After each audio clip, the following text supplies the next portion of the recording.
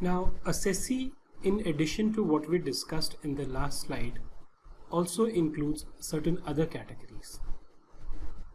What we discussed in the last slide was any person by whom any tax or any other sum of money is payable under the Income Tax Act. So this is a person who has already been assessed, जिसका already एक assessment हो चुका है, या income tax department ने बोला कि भाई आपने ऑलरेडी कोई टैक्स पे करना है या आपने कोई और अदर सम जो कि पेनल्टी या इंटरेस्ट हो सकता है वो पे करना है।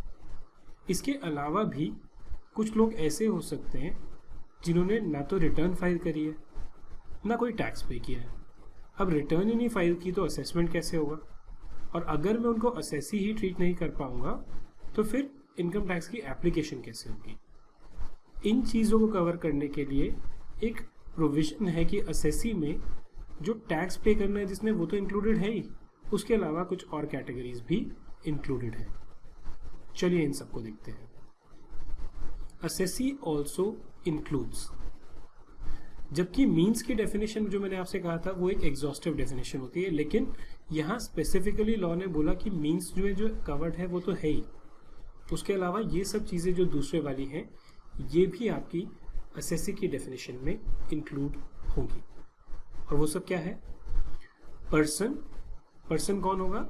जैसे मैंने आपसे कहा था 7 कैटेगरी होती हैं जो पर्सन में कवर्ड होते हैं, इसको हम थोड़ा बाद में देखेंगे। इन रिस्पेक्ट ऑफ whom, जिसके लिए एनी प्रोसीडिंग्स मतलब proceedings under the income tax act have been undertaken, मतलब अगर किसी ने कोई टैक्स नहीं देना है, इंटरेस्ट नहीं देना है, पेनल्टी नहीं देना है, जिसका असेसमेंट नहीं हुआ है, लेकिन उसके अगेंस्ट कोई प्रोसीडिंग्स इनिशिएट हो गई है, have been undertaken, and what is the purpose of this proceeding? For 3 categories A, B और सी।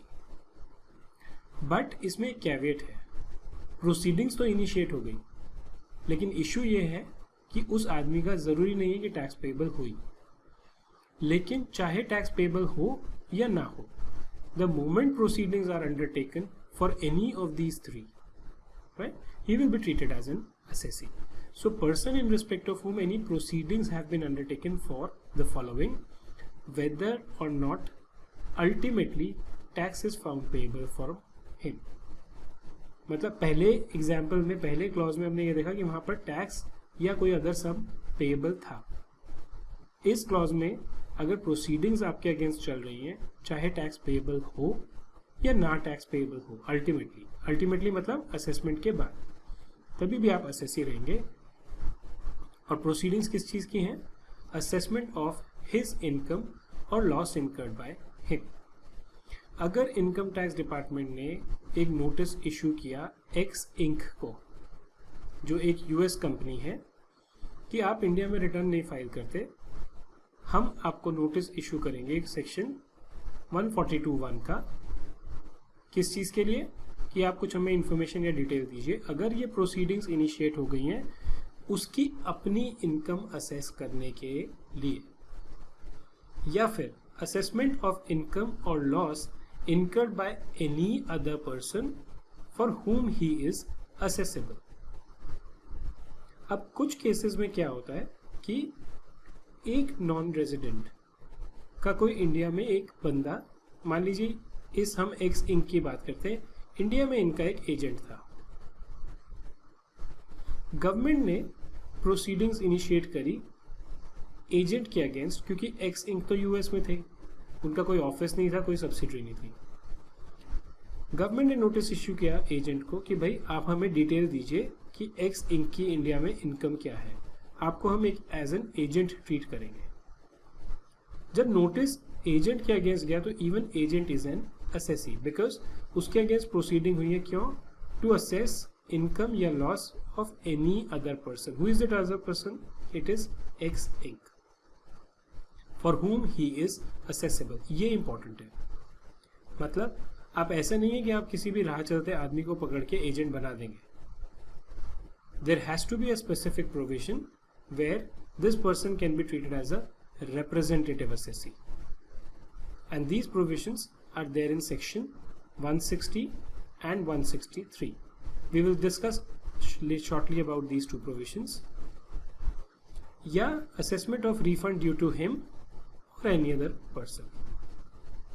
अगर कोई प्रोसीडिंग्स है कि किसी को रिफंड देना है या किसी और पर्सन को रिफंड देना है, उस केस में ये असेसी माना जाएगा।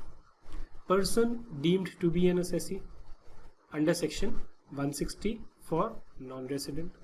जैसे मैंने आपको यहाँ बोला, सेक्शन 160 में ये दिया है कि आप कब किसी पर्सन को एक रिप्रेजेंटेटिव असेसी ट्रीट कर सकते हैं नॉन रेसिडेंट का। या अगर आप if you are a person deemed to be an assessee in default, मतलब अगर सेक्शन 201 सबसेक्शन 1 इसमें एक पर्सन को असेसी इन डिफॉल्ट ट्रीट किया जाता है अगर वो टैक्स डिडक्ट नहीं करता या फिर वो टैक्स डिडक्ट कर लेता है लेकिन उसको नॉन डिपॉजिट नहीं करता। या फिर सेक्शन 218 में non deposit of advance tax के केस में a person can be treated as an assessee in default. Even an assessee in default is an assessee. So if I just move forward, what are the various types of assessee who are included? People who are a person who is liable to pay any tax, interest or penalty. ये हमने first clause में देखा था।